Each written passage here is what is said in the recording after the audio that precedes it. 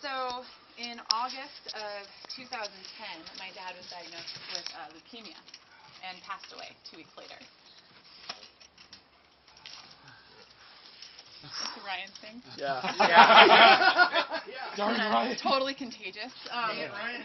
Yeah. So it was a tough. It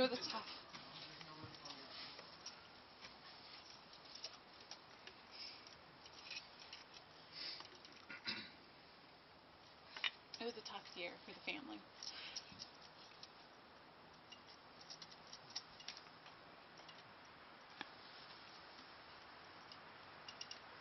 Come back to us too.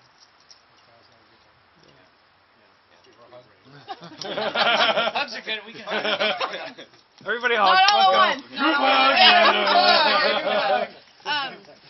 Anyway, so fast forward a year, and while my mom and I were in Sierra Leone, I led the trip through East Lake to Sierra Leone this year, and while we were there, my brother was diagnosed with brain cancer. So came back to that absolute shocker, and then 3 days later he's going in for surgery to have both of his tumors removed.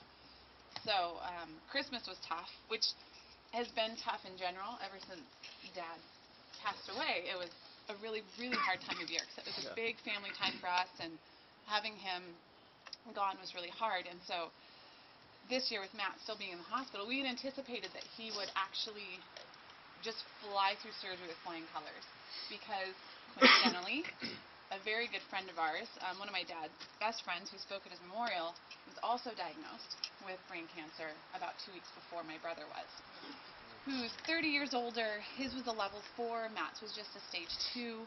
So we had all these reasons to believe that if Al could make it through it, go in for surgery on Thursday, discharge Monday, Matt would do the same thing.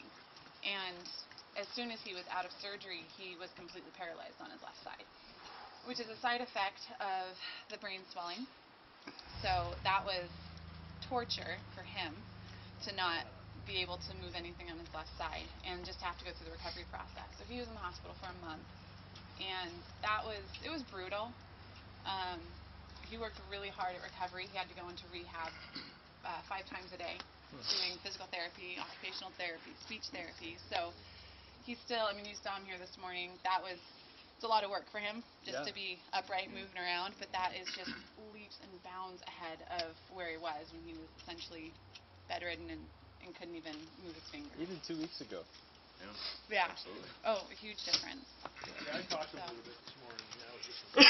I was actually amazed to see him walking around when he got here. Yeah. After the story, actually. Yeah, he's a strong kid. Yeah. And worked really, really hard. Yeah. To be able to be here and stuff. So. And he asked Lori to marry him in the hospital. I guess it was part of one of his rehabilitation exercises. He was pretending he had a new one.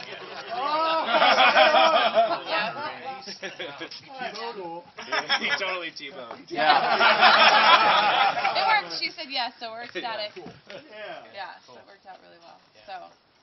We're just glad, we can help turn this house into a home for them, and we will keep Matt and Lori in our prayers.